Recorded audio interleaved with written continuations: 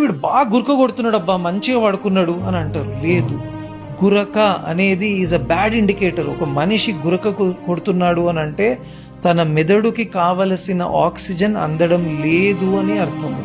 So snoring అనే habit ఉన్న వాళ్లకు మళ్ళీ కూడా లంగ్ రిలేటెడ్ ఇష్యూస్ కానివ్వండి, హార్ట్ రిలేటెడ్ ఇష్యూస్ కానివ్వండి వచ్చే రిస్క్ చాలా ఎక్కువ ఉంటుంది.